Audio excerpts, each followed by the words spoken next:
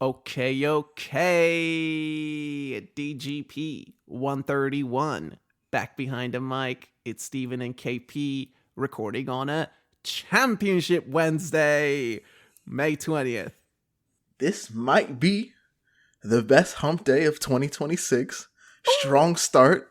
We're on a strong start. But guess what? It's not done, KP. It's not done. It is not done. We want more. Mikal, you've given us a taste. We want more.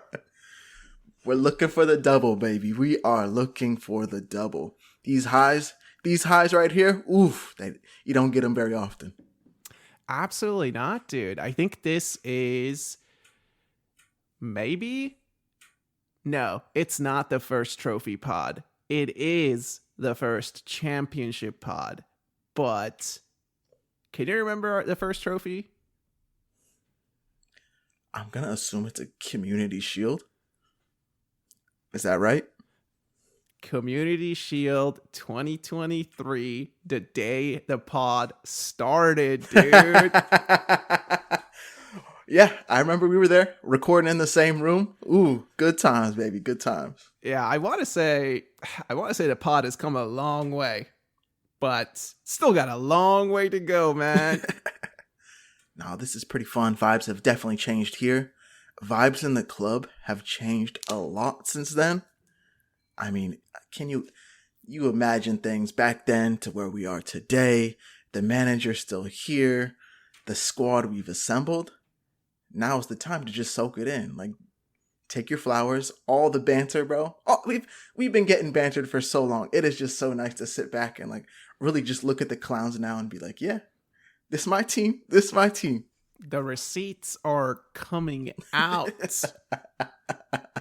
They are coming out. The hot takes of 3 to 5 years ago. I don't know where this team is going. I don't know what Mikel Arteta's doing. The one that I really liked seeing recently is the one with Tim Cahill, and you've probably seen it. It's a Sky Sports interview. It's Tim Cahill and Roy Keane, and Roy Keane is just being an ass, right? And Tim Cahill's like, no, I see what he's trying to do. I see the team. They have character. They have a method. They have a path forward. Like, I can tell, obviously someone that's worked with Mikel before, Tim Cahill, like he sees maybe something that Mikel's building there. And Roy Keane's like, well, did they win? How many games have they? You know, it's just like that immediate, no forethought, no foresight, just like immediately what's in front of me? A loss. That's in front of me. It's like, no, we saw it, right? We saw the build, man. The process. Yeah, he's just sitting there like, do me a favor. Do me a favor. Do me a favor. It freaking kills me, man. Nah, hit him with, baby. Dude, the energy is so high, man. Premier League champions 2025, 2026. It really doesn't feel like it, to be honest with you. And kind of a weird way to be champions, like without even playing, right? You know what really, I think that's a really good point. But I think for me, like when it's really kind of setting in, is actually seeing the players celebrate for me is really like I get it. Like it's happening. Because you're right. American sports, right? You play a championship game, you win, the celebration's right in front of you. Like it happens right in front of you. Like this is way different. We weren't on the field. We weren't kicking a ball, right? But the boys together celebrating, immediately everyone swarms the Emirates as far as the fans. Shout out Arsenal Nation. That's so sick, right? It's like it's a real football club, man. It's been amazing these last 2 weeks since the last pod that we recorded. One, we sat here honestly 2.5 weeks ago and we told everyone listening, what's another couple of 1-0s? As long as we win the trophy. And they went and did exactly that on the bounce. Shout out to the boys. Difficult games. Got lucky here and there. Got lucky here and there. But we've been getting away with it all season, man. The PGMOL, they were twisting it around on us, Steven. Have you seen all the comps that are coming out? Saying like all the favorable calls for Arsenal that resulted in this championship? Really funny. The unwatchables, right? I mean, it is funny. I don't care. Like, I just don't care. Like, a studs up challenge from Kai Havertz, does it change the game? Maybe it does, right? But it's Burnley, and they're in 19th, and they didn't have a shot on target from the 55th minute till the end of the game. Like, that's a statistic. You can look that up. It's like, I mean, maybe the game changes, but we also have seen throughout the season, there's other challenges, other studs into the back of people's calves. It wasn't a red card. I thought it was a red card at the time. I thought Kai Havertz was also a red card, but fair enough. All is fair in love and football. And as, Mike Dean said, in May, refereeing's different. Refereeing's different in May. Just like NBA playoffs, baby. It's a little different. It is. It absolutely is. And talk to me a little bit about the emotion. So you said seeing the players had a real big impact on you. Because it's been like 24 hours and there's been so much content, Steven. So much content to consume. Yeah. It's all right. So time difference. Like, I'm soaking it up last night. I'm up. I'm checking stuff. Like, it's just really fun and like funny stuff is happening. But then you wake up in the morning and it turns out players are at the stadium at 5 o'clock in the morning, taking pictures with people. Somebody's there, like hanging out, sees them, gets them on live stream. Mikel's in the club with the boys doing duck face. Like that right there that's the stuff you see and you're like, yeah, they are soaking it in. They are 100% soaking it in. Champions, baby. Champions.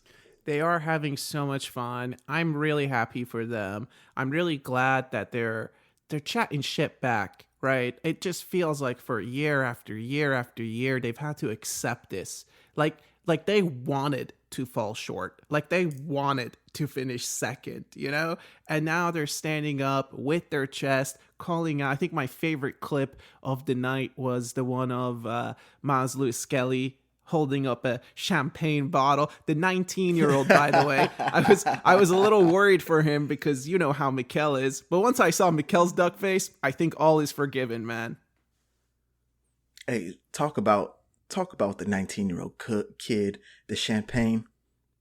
Is this a champagne pod right here?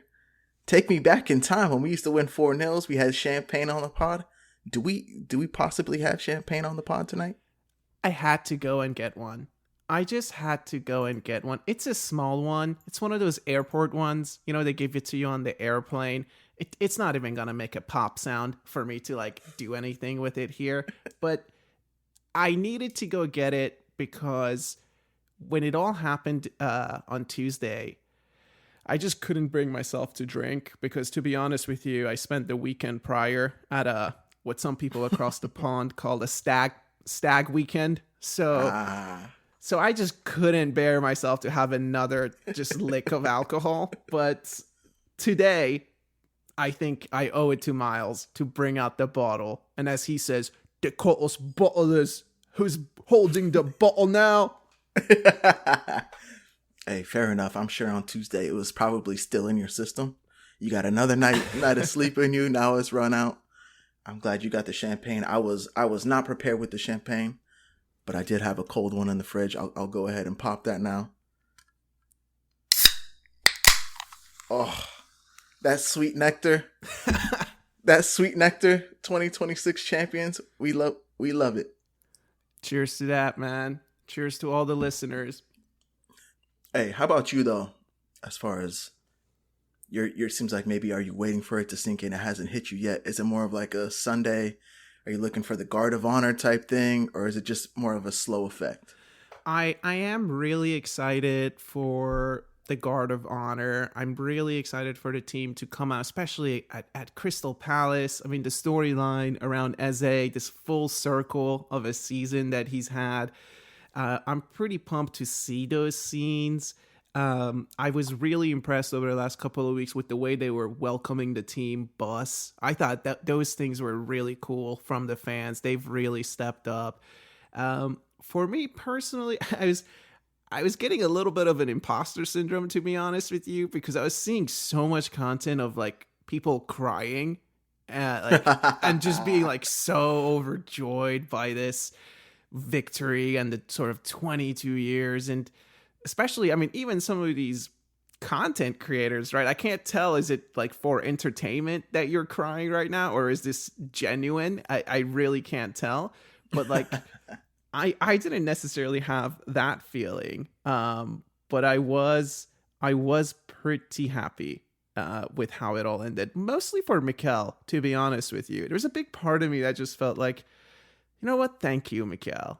Thank you for everything that you've done. I hope you get the recognition you deserve, because it has been a process. It has been a process, and I think that is something that I was really thinking about, is the people that didn't make it. You know? Smith Rowe, we had the Reese Nelson goal. Like, that's part of this. When I think of this team now, I still like think of that moment, right? Tomiyasu, absolute dog. Absolute dog. Tomiyasu is probably one of my favorite players on the squad during his time. Kieran Tierney just left. Granit Xhaka had a huge part in this, right? It's like there's so many pieces throughout this time. Zinchenko, I'm probably leaving people. Rob Holding, bro. Oh my God. Even Holding, like a Rob, dude, even a Rob Holding. Yes. Like there's so many pieces throughout the time. And I actually thought about them. And you've also seen like on the socials, they're gassed. Jorginho gassed, like posting about it. Like that. I think that's what makes this, I want to say this makes it sweet. It makes our club kind of have that feeling, right? It's like these are players that you've watched, you've had a feeling for, you have a feeling for them. Boom. Posting about the club still. They also have a feeling for the Arsenal, for the red badge, for the cannon. Like it's a universal thing, man. It is. I saw Alexis Sanchez had sent a message to the team congratulating them. There's been a lot of congratulations coming. That's all been really great. I do think that maybe my lack of kind of overexcitement, it does have to do with the fact that like they ended up tying that game. And like at the bottom of my heart, I really wanted them to lose that game. And that they should have lost that game 3-0. They had no business making it 1-1 and then potentially even winning it at the end. So I also just think it's a little, for me watching it, it's a little bit more difficult to be like super happy and excited about it when like we didn't act when we're not the ones playing. I don't know if that fully makes sense or not. Maybe like the players and the people in London, it's totally different. If the stadium was a few blocks away from me, I'm sure I might have been crying at the stadium, dude. But being the fan that I am from the outside, it was great. I think one of the biggest feelings I had was that, and this is probably why people really dislike Arsenal fans, but a big part of me was that here we go. Like, this is our era. We're about to win so many of these trophies. So, I don't know, man. I feel like a big part of it, and I totally get you. And like what I was saying, American game, right? American final, it's a championship, Super Bowl, World Series. Like, there is a final game. The team is on the field. There is never a champion that's not on the field. That never happens. That happened, right? Game week 37, they played after us.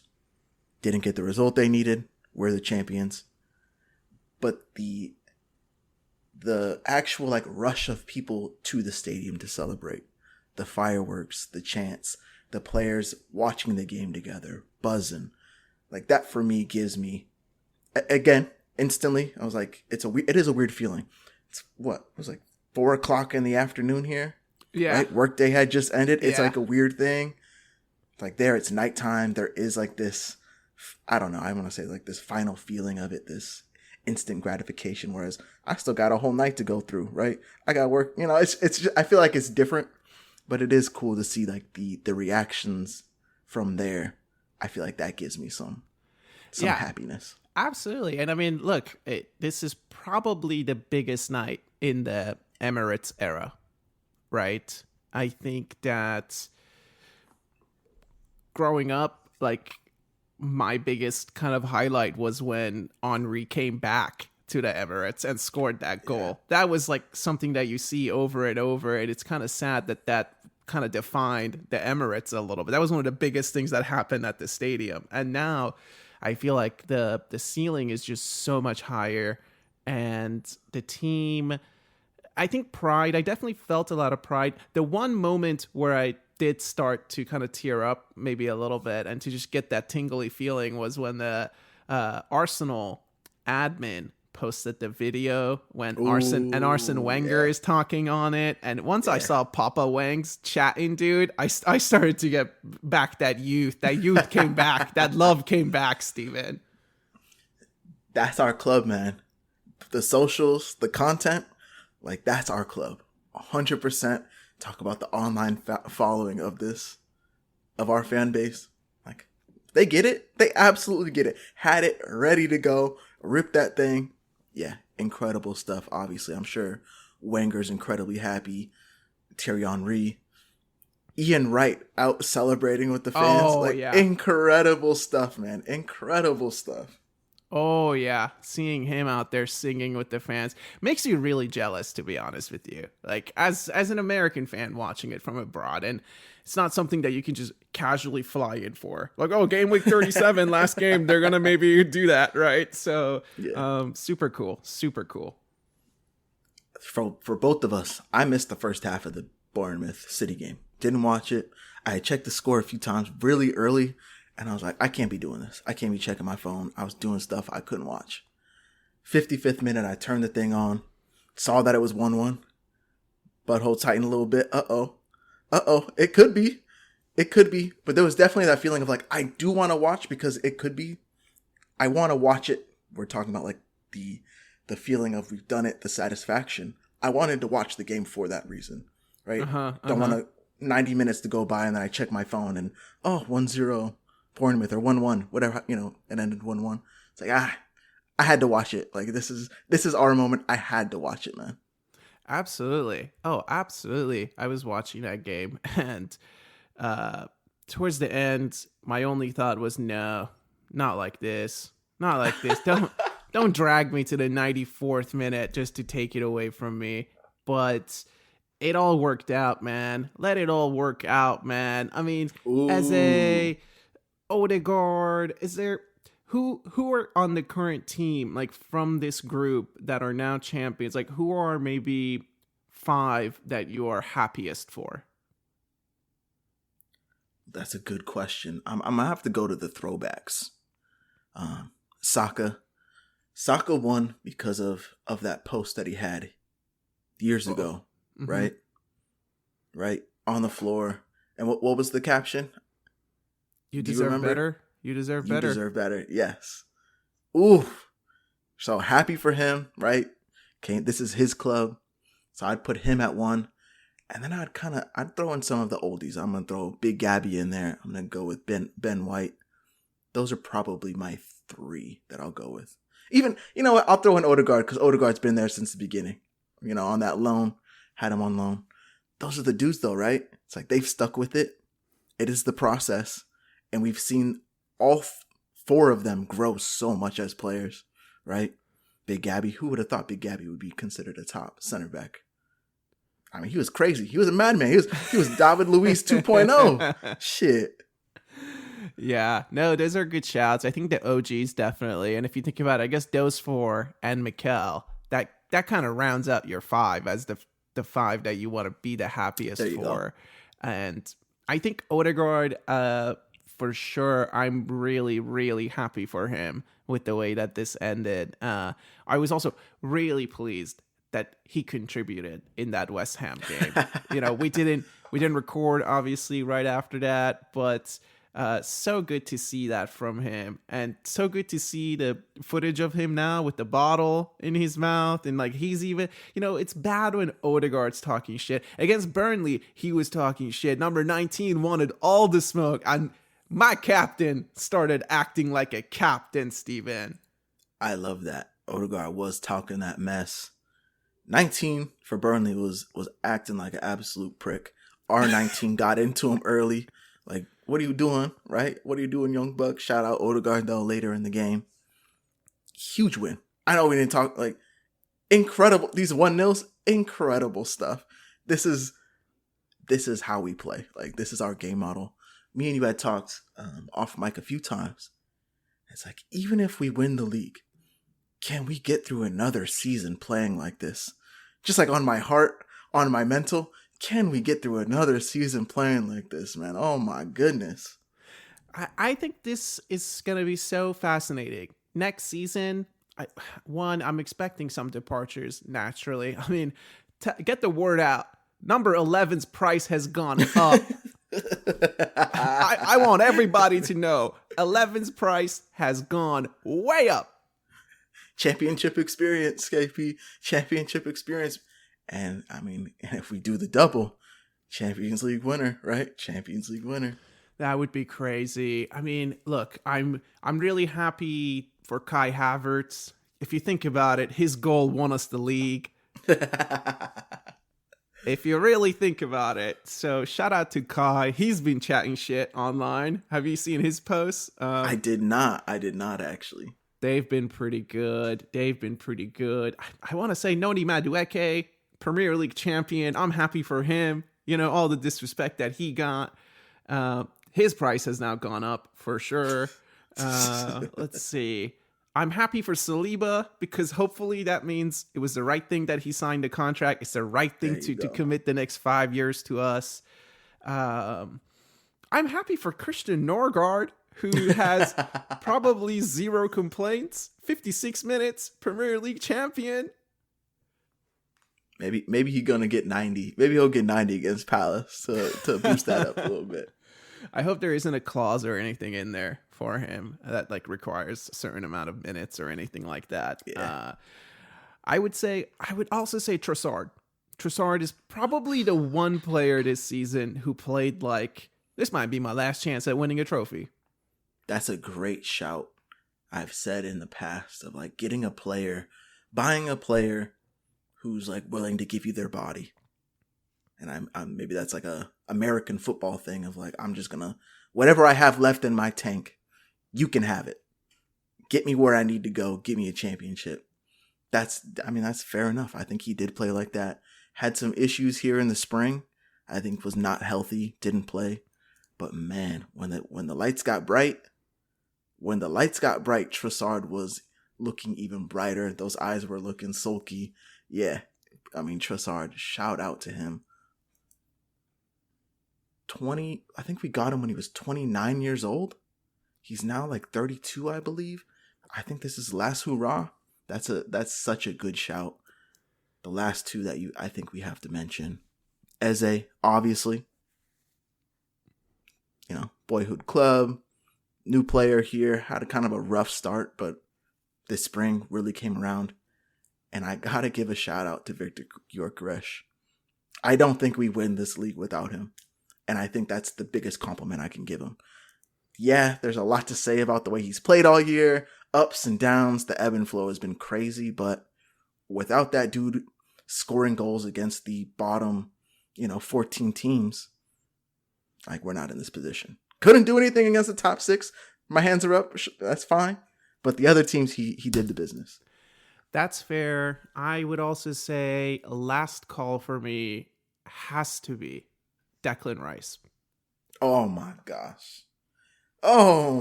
Speak on that.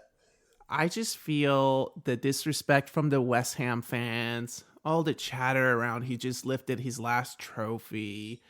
The video of him at the Etihad saying it's not done. I mean, that could have been a meme for a decade. He risked his whole reputation saying that. So I'm very happy for him. Yeah, instead you could be on the flip side and be saying, oh, sometimes I get a good feeling. Nah, aura forming, whatever you want to call it. He came through because he said it. It's not done. But who was probably the best player in the games remaining? It was Declan Rice. Absolutely. I've said this time. I mean, we've both said this time and time again. $100 million player, £100 million player. That's who it is. There's been a lot of them. Over the last few years. Has any other £100 million player won the league? There's one. And Jack Grealish. I don't really count him because he probably played half the games, right? That's probably not true. Well, I'll get fact checked on that by someone that listens to the pod. Fair enough. But it's not the same. It's not the same as Declan Rice, man. He had the options to choose whoever he wanted to go to. He could have gone to City, almost guaranteed. Like, you're guaranteed to get a trophy if you go there. But are you guaranteed to be a club legend? You come to the Arsenal and win a trophy. I want to say he's going to be guaranteed to be a club legend, man. Would he even be having as much as fun and he was having with Bukayo Saka, Jurriën Timber, and Eberechi Eze outside the Emirates? I don't know. Have we even seen their players celebrate like that?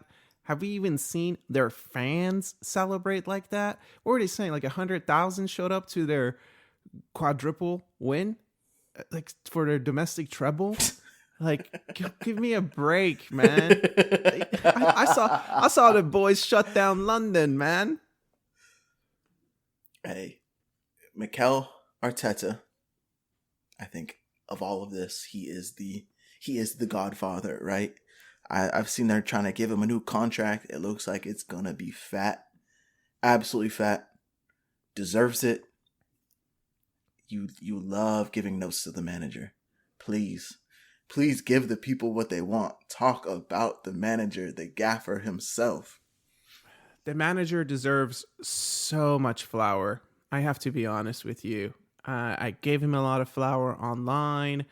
You know our relationship. It's never been, please get out of my club. It's always been, please just sort out this game management, sort out the substitutions, help me. And I'm still on that, by the way.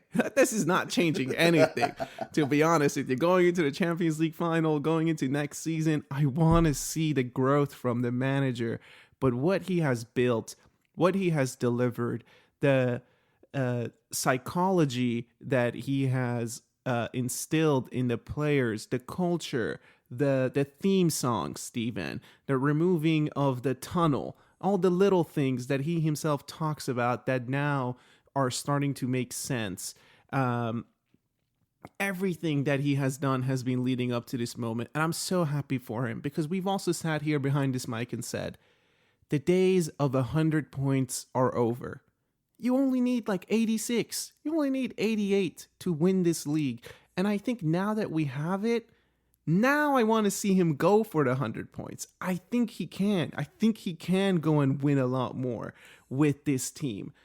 But the manager deserves it all right now, man. He's got to be the best manager in the world right now. I know he's the highest manager in the world right now. Dude's on cloud 9. So I'm looking back since he's joined Arsenal. Finished in 8th, 5th, 2nd, 1st. Improvements under him to go from the 8th to the 5th. Like, even that in itself, I think we weren't even sure we'd be able to compete for Champions League that year. We did it. Almost cracked it and ended in a sad season. The next season when we got 2nd place, we were just fighting for Champions League. Ended up holding 1st place for a long time. Our team fell apart. 2nd place. And the next 2 seasons, I think, have been a lot of growth. The team that he put out this year, as disgusting as it was, like, talk about someone learning and taking as many of the tiny advantages as he can. That's what this team is for me. It's like the nastiness on the corners and whatnot. He's like, well, you guys didn't call me on fouls for this, and this costed me points in games. He's like, I'm going to use it to my advantage. I don't care. Like, every tiny little thing you give me, I'm going to use. And again, is it gross? Oh, absolutely, it's gross. I've said on this pod, I have a disdain for Diego Simeone. My manager has a little bit of that in him. And I love my manager, man. I love him. I think he deserves so much credit. He basically ran Pep out, right? That's what they're saying. That's what they're saying. They're talking shit. They're saying this is the first time that he hasn't won the league back-to-back, Pep. And so no surprise, he's leaving. And he's a smart guy. He can see the writing on the wall himself. He's probably looking at this team and he's saying, this is going to be tough. This is going to be tough next year. This is going to be tough the next year. And it's going to be tough the next year. I don't think I want all this smoke. I've earned enough. I think it's time for me to step aside. Let somebody else run this league. And you know what? All these other managers are scared of him. And something about Mikel, by the way. Shout out to the GOAT, Orbinio. I saw Orbinio had posted. Mikel Arteta is the first former Premier League player to win the league as a manager. Ooh, woo. So earlier I was talking about how the club feels, right? Like the culture of it. That to me is such a big part of him rebuilding us. He's one of us, man. He is one of us. I just went through a list of players that played for Arsenal, didn't win it, but have an affinity for the club. This man had an affinity for the club. He was a captain, first of all. Left, got his little badges at City. First managerial job. First one out the gate. Loves the club. I think all the work that he's put in, I might even say if he went to somewhere else, maybe it wouldn't have worked out this way. But because it's Arsenal and he's an Arsenal man, it ended up working out. And I'm grateful. I hope he signs that 5-year contract or whatever it is. Bring it on, man. Bring it on. Bring it on. And before we play a little fun game, call it, I also want to give a huge shout out to the owners of the club, to the Kroenkes, who have stood by this manager. I know the podcast is from DC. I know the pod is from America, but the Kroenkes and I, we don't share the same golf club. So I can just tell you, as a fan, I've really appreciated the backing that they've given Mikel. And these guys, I think people in England underestimate how much of a powerhouse they are in American sports. They don't understand how much they've ran basketball, how they've ran American football. These guys win championships. These guys build stadiums. They're about this fucking life, my guy. Yeah. That's a really good shout. I know ownership talk is it's always a little bit weird, but the backing of the manager is a huge one, right? Going to Berta, letting him do his thing. Denver Nuggets, not a great basketball team, ended up winning a championship under them. I think the Colorado Avalanche and NHL won a championship under them. And then the LA Rams under them. Huge stadium, best stadium probably in the country, in this country. And then they've also won a championship. So that's a really, really good shout. I do have, before you get to your question, I think this is kind of funny. Flipping the script a little bit. Bottling. Would you consider Manchester City like coming back in and, they basically got even with us, had us on goal differential, games, game in hand, play it out, they win the league if they had won the rest of their games?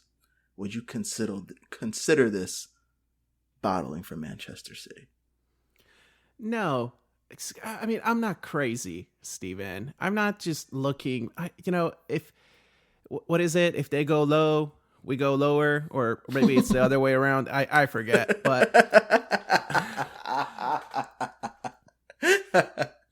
we're not just here to stir the pot. And maybe it's to our detriment, right? We're not here to just be entertainers. Like this is a common sense footballing pod. And let me tell you right now, that is probably the worst Manchester City team that I've watched in the last 7 years. I'm going to be honest with you. They're not very good. That's why they had to go and sign 2 players in January. 2 of the best players in the league. They weren't very good. They were never going to win this league. They weren't built for it. It's a footballing pod. That's the reason why I asked you. I feel like there's always the Arsenal fans are delusional. We're crazy. No, we're not. Like, this was a proper title race. This was proper. I think the biggest gap we had all year, and I'm talking not a game in hand, but like true game week, was 7 points. That's it. It was 7 points. I think that might have been in the winter, very early spring time frame. It's a lot of football to play. We both were in the same competitions for a long time. Obviously, we've made the Champions League final. We had a ton of games. They made the FA Cup final. They had games packed in. I think after the game that we played them and they beat us, I'm talking about the league game, right? They had 5 games left to this point right now. They had 5 games through Bournemouth. We had 4. We won all 4. They ended up getting 11 points because they drew 2. And that's it, right? That's the league. So this is a proper title race. And I want to say this because this just makes me feel so good inside. The reason why I think Liverpool fans are so hot at us for winning this and very upset and like, oh, it's an easy league and this isn't proper. They never won a proper title race versus City. They got beat every time they were in a proper title race with them. They never got over the line. When they've won the league, it's because they've gotten these huge leads. Even say last year when us and City kind of fell apart, were injured, they came out the gate hot. They got a lot of points. I think the league that they won with Klopp, they got out the gate hot, had a huge lead, and they won the league. This is proper stuff. Last couple games, clenching, like, yeah, this is a proper win, man. Proper. No, they can't grind like us, dude. And even last season, they had so many games that they won right at the end somehow. Like that's not sustainable. And that's why every single one of them now knows that they've got a little bit of a fraud in charge. I mean, I have Liverpool fans, and a lot of them were begging. They were begging for Xabi Alonso. That's actually a mental decision to keep Arne Slot. The fact that Salah's come out and said that on his oh my gosh, man. That's crazy. Like, this is crazy scenario for Liverpool. No, but like at the end of the day, Steven, sometimes you just have to live by a very simple rule. There's no point in arguing with stupid. There just isn't, you know? If I sit here and I have to argue with a Manchester United fan as to why Bruno Fernandes is not the player of the year, that's a waste of my time, Steven. That's a waste of my life, Steven. So I choose to just put it aside. So it's all the same, man. It's all the same. Look at the Chelsea guys. All the chatter, they were too busy arguing left and right about who's the best center defensive midfielder in the league. They forgot to pay attention to what's actually happening at their club. Proper footballing pod.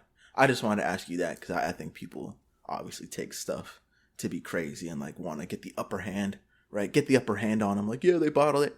That's not true. This was a proper title race. We just happened to get the upper hand on this one, so we're champions. That's the way it works. It's happened the other way. We've seen it happen the other way against us, right? So fair enough. And I think we earned it. I'm sitting here. I'm getting greedy. I really am getting so greedy, Steven. I want the double. I want a repeat next year. I do. And part of that is because of, again, Mikel Arteta and the job that he's done. I mean, this season, we haven't had 14 players consistently fit throughout the season. And he's managed us through that. Can Liverpool do that? No. Could City even do that? No. There's huge credit to the manager.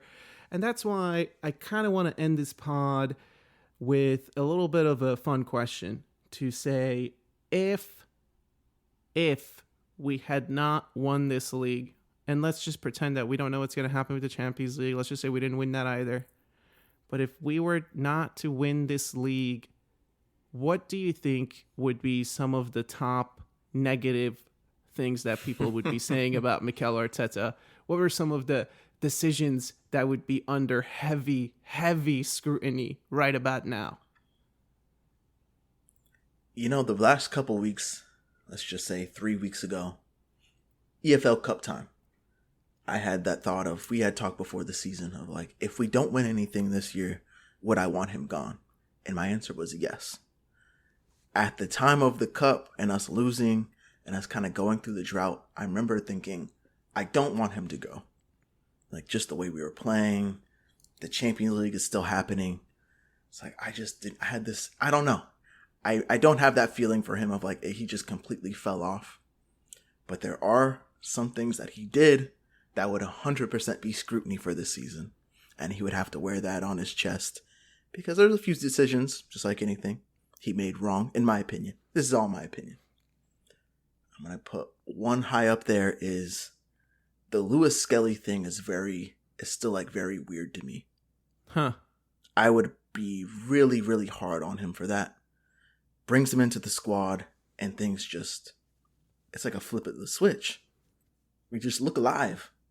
We look like a real team. Like we look alive. We've risen from the dead. Mikel Merino is February. He goes down. It's been months, 3 months, and we can't find a midfielder to play. Zubamendi, bless his heart, but he's just kind of fell off. Lewis Skelly, why hasn't he played a lick? Comes in, and we look like a proper team. That would be the first thing I'd put onto him. Number 2, I'll give you 2. Go ahead. Yeah, no, you take your turn. I don't want to take your if this is yours. So go ahead. You take a turn. No, I was just gonna say I think that's a really good one, the Louis Skelly one. I think that would have been something that people would have scrutinized him for. That alongside with Christian Norgard, I think there would have been a lot of question marks around the midfield, and that's why I wanted to go to just add on to it to say one of the big decisions that I think would have really blown up on him was the decision to loan out Ethan Nwaneri. Ooh, that's a really good one. That's a good one. Do you think if Nwaneri had stayed, he would have made any different decision then? Do you think he actually would have played? See, that's the part where I just think this would be coming from the fans. I think the fans would have been really angry with him. Well, he loaned Ethan out. There was a period of time we needed goals. We needed creativity. Eze and Odegaard were both injured for a little bit.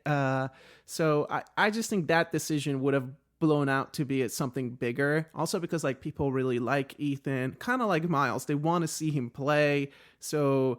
and it hasn't been necessarily the best loan for him at Marseille. He basically went there, and then their manager left a week later. So that would be one of the decisions that I think people would have harped on. That's a really good shout. Nwaneri leaving, in hindsight, was probably a mistake. Like it, I feel that way. Is it a mistake? No, because we won the league. Maybe it's not a mistake. But like you're saying, if things didn't go our way, we need an extra player. Yeah. My second point of, and this is still in the upcoming season, I'm looking for him to do something different. The rotation of the squad has to change, man. It just has to. The injuries are too frequent. It doesn't seem right to me. That's what I would say. I would also put onto that, not only maybe the injuries happen a lot, but injuries happen in football. Fair enough. But you have to have players in your squad that are ready to play, ready to go. Players I can put them in and they can do a job. Norgard not getting any minutes. That's weird. That's a weird one. Lewis Skelly not playing center mid until the very end of the season. That's a weird one. Ben White not being able to flip and interchange with Timber when he was actually healthy. I mean, it cost us Timber 3 months now. And if we didn't get it over the line, I'd be like, hey, why didn't Timber play for 3 months? Because you couldn't risk playing Ben White or Mosquera a game? Well, Mosquera just played, Mosquera just played a huge game against Burnley, and it was fine. He could have played the first game against Burnley. Things like that. I think I still will question him going into next season.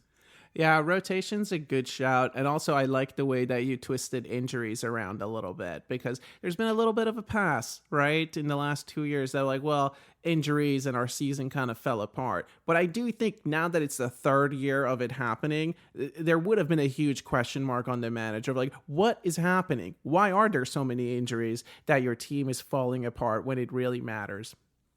Absolutely. You got one more? I have maybe 2 more. Okay. Ooh, hit me. I think one of them is maybe a little under the radar, but I think the decision, which I supported, by the way, and I still support, but the decision to start Kepa in that cup final, if things had gone poorly, I can see people point to that moment and say, that's when they lost momentum. That's when CD took over, and that's when CD ran away with it. And maybe he should have played his starting goalkeeper. And we already know people don't really love Kepa. They don't love Chelsea. So I think that's another one that could have been blown out of proportion a little bit. Blown out of proportion. I think we're together. Was not upset that he played Kepa. I don't think I would go back on that in time. It would be interesting though in the future if he would make a different decision, because was it a change of momentum? I mean, that was right around the time that we started playing very poorly. So that is an interesting talking point. Yeah, a little bit. It's more like it's more 4D chess at that point, and maybe my tinfoil hat is on to kind of be making that argument. But I will tell you this last one, which I am really hoping there's a big surprise for the Champions League. We might have to save the Champions League for another day. Maybe there will be a preview pod if we're up for it. But I have to be honest with you. If we did not end up winning the league, I would have strongly questioned why the manager has not played Eberechi Eze at left wing. I would have strongly questioned what happened in those 3 months when Eze just stopped playing. What the fuck was that all about? Oof. I'm going to actually put that on my third. I'm going to completely agree with you. And I'm going to add on to that. Because I think this is something that it kind of maybe goes along with rotation, that I just see it. I'm like, what are we doing? Why aren't we just being a step ahead of things? The proactive versus react. Declan Rice double pivot with Zubamendi. It worked for a long time, and then it didn't work anymore. And then we decided to continue playing it for another 5 weeks till it was we could no longer do it because we were losing games. It was not sustainable. Like, why does it take you 5 games to figure out, a couple losses and draws in there to be like, man, we should change this up? It's like the left wing. There was a time when Trossard's not playing well, and we know Martinelli's not doing his thing. Why not put Eze over there? And why not? I'm with you. It doesn't make sense to me, but I love my manager, and I hope he learns.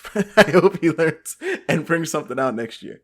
I'm hoping for some big growth as well. I just feel like these were some of the talking points that could have probably come up if things did not go well. But I'm so happy that everything has worked out.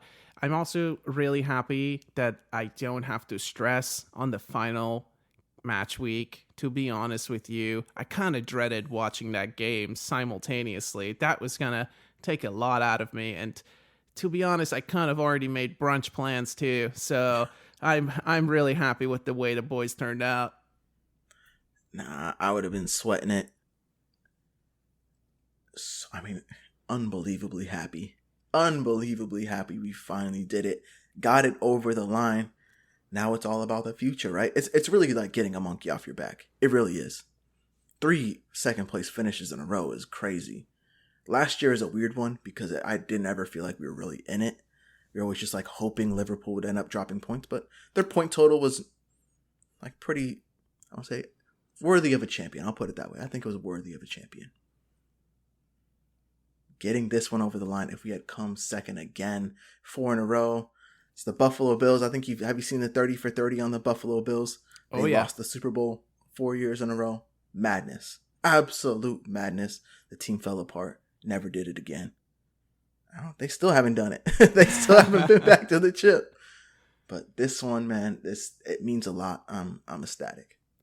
Absolutely, man. Absolutely. Shout out to the Arsenal team. Shout out to the backroom staff. Shout out to Andrea Berta. Did you see the clip of Declan Rice picking him up and like spinning him around? So something about that guy too. The players must be the quarterback face. It must be the quarterback face. And overall, the mood is super high. Is there anything else you want to get on the pod? No, man. Enjoy. Have a great Sunday. Hope you guys get to watch Tottenham go down. That's all I'm looking for. All I'm looking for on Sunday. Tottenham going down. Big up. Come on, you Irons. Come on, you Irons. And then, yeah, maybe we'll have to do a preview for the for the Champions League final. We don't get those very often. I like it. And with that, we wish you well, and we will see you on the other side. Be easy.